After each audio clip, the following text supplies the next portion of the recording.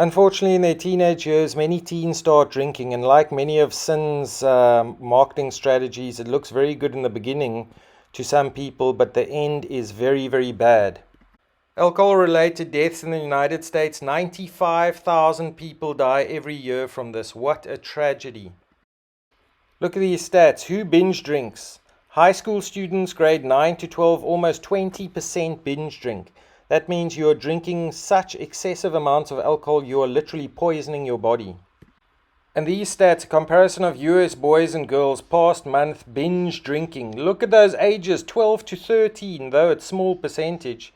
There are still children doing that. Ages 14 to 15, 2.3, 4.2%. This is tragic.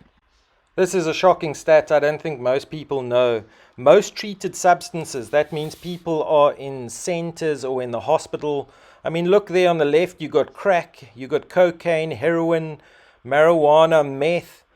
But look at alcohol. Is by far the most dangerous drug. 52.87% of treated substances with people in dire straits is alcohol.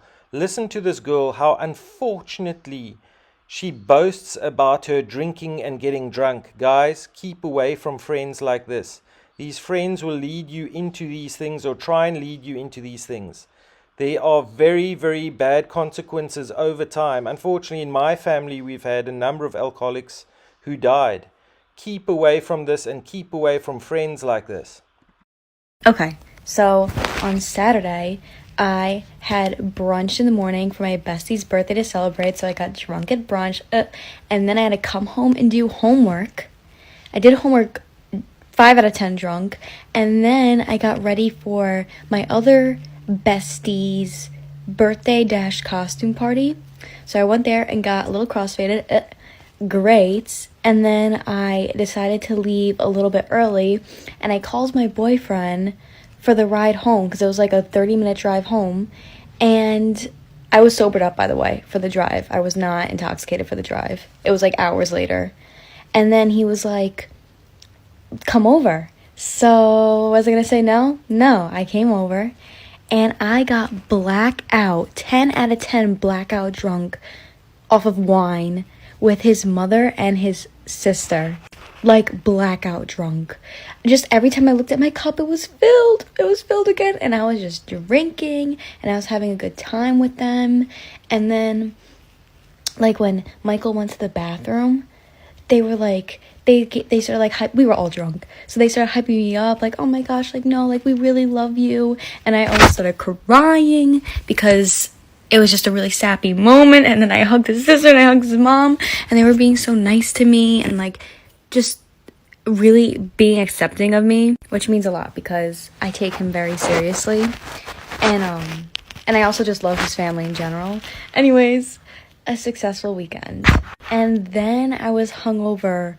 So that was my weekend. Again, successful. Uncomfortable when somebody is showing you their dysfunction, but they're framing it in a really positive, uplifting, upbeat way, basically pressuring you to be complicit in their denial through social niceties. That clip that we just watched is so weird. If she was in front of you, like in person, telling you this story, how are you meant to react to what she's just said? I mean, it's an obvious cry for help. She's spiraling into a crisis. She's getting drunk during the day at her friend's brunch, and then she's drinking so much in front of her boyfriend's mother that she's blacking out. She's poisoned her body so much that she can't go to work the next day. But you're not hearing any tone of regret or guilt. You know, there's no sense of her being ashamed at all. In fact, she goes on social media and brags about these events. You know, she tells this story as though it's like this funny, quirky thing that happened, trying to frame it for other people how to interpret this situation so she doesn't have to feel the shame. She's so desperate to believe it, you know, herself, that this is all fine, this is all, you know, just a funny story. But obviously any rational person listening to this story would know that she needs help. You know, you couldn't just sit across from her, she's telling you this story, and smile and laugh and go along with her, even though that's what she wants you to do. Any man with genuine compassion in his heart for the suffering of others would want to ask, hey, like, it seems like you're struggling. Do you need some help? How are you feeling? What can I do to assist?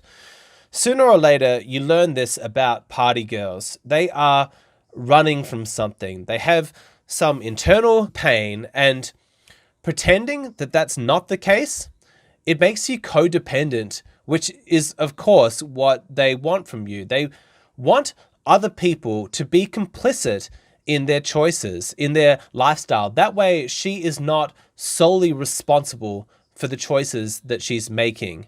She doesn't want to take responsibility.